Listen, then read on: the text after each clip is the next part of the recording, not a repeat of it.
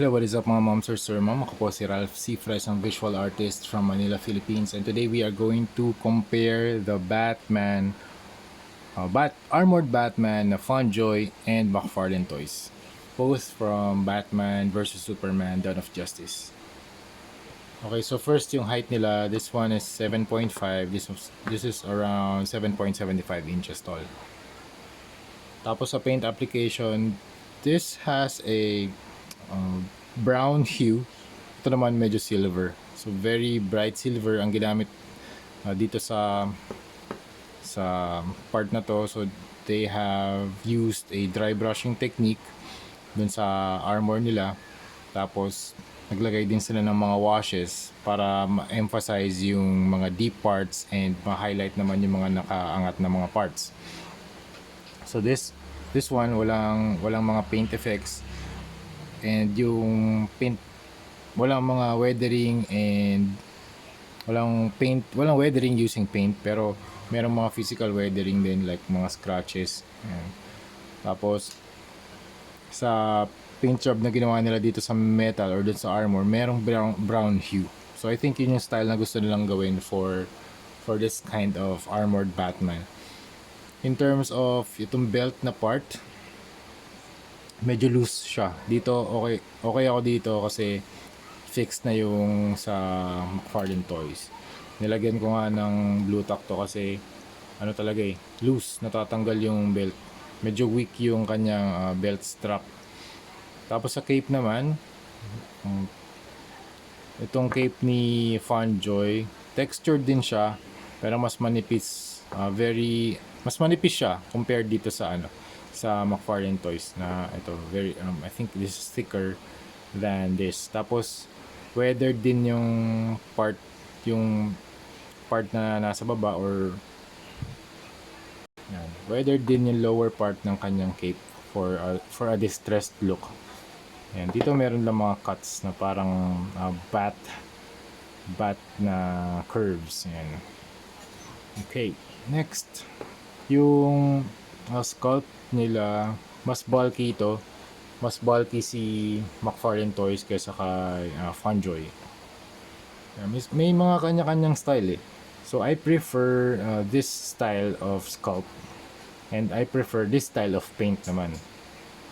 Sa McFarlane Toys naman yung paint, pero yung sculpt I prefer the Funjoy. And also yung pagkaka-sculpt din, actually ito na notice ko lang, pababa yung kanyang belt. Ito diretso, straight siya. Ayan. Tapos yung gold color nito mas saturated compared dito. Mas gold pa siya. Ayan, you can see the differences. You can see the differences dun sa mga armor designs na ginamit. So yung crotch piece dito mas malaki. Tapos I think this one is closer to the Hot Toys version. Yeah, so again, I think meron silang sariling style on how to do the action figures. So ito yung style ni McFarlane Toys, ito yung style ni Funjoy. Kayo na bahala kung anong gusto nyo. And ginagawa ko rin tong review just to show the differences between Funjoy and McFarlane Toys. So kung ano yung preference nyo, go get it, go buy it. Okay, in terms of accessories, si McFarlane Toys, dalawa lang accessories na kasama. Isang open hand and isang closed hands.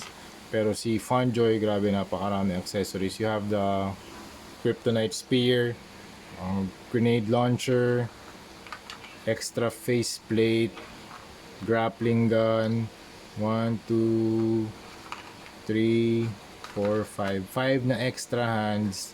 Meron ka pang smoke bomb, and dalawang kryptonite bullets. Yung isa naka-close, yung isa naka-open. And meron ka pang stand with pole stand with base. Meron kang logo ni Batman and the text ng Batman dito. Tapos spring loaded din yung kanyang pole para mahawakan mo si Batman for security if you want to do some dynamic poses. Yan, yung mga dynamic poses. Okay. So yun, kung in terms of articulation naman, mas gusto ko yung kay McFarlane Toys kasi dun sa legs niya, ganito lang yung bend ng kanyang legs compared to this. Ayan. This one more than 90 degrees. This one siguro mga 90, yeah, I think 92 degrees lang to mga ma'am sir. Okay. In terms of yung mga faceplate, I think meron kang option dito sa Funjoy kasi dalawa yung faceplate niya. Pero kung yung likeness naman ni Ben Affleck, I think this one is I think this one is better based dun sa paint job na ginawa nila dito. Merong konting stubble. Okay, dito meron din naman. I think, oh yeah, I think meron din naman. Pero, this one kasi mas desaturated yung skin tone. This one, medyo vibrant siya. Examine ko lang din eh. Pero I prefer the two options dito sa face plates. You have the face na lips na naka-open or mouth na naka-open and yung isa nakasarado. Ayan. Ay! Hulog. Ayan, para mas malapit. Ayan. Okay, kayo, anong mas trip nyo? Yung Funjoy o yung McFarlane Toys? Comment down below. So, yun lang mga ma'am sir. Yun lang yung differences ng dalawa na nakita ko. Just want to show you guys. Pero kung ano pa rin yung preference nyo, kung saan kayo nag-enjoy, Funjoy or McFarlane or both, why not, diba? So, yan mga ma'am sir. Thank you very much for watching and see you sa next video. Bye-bye!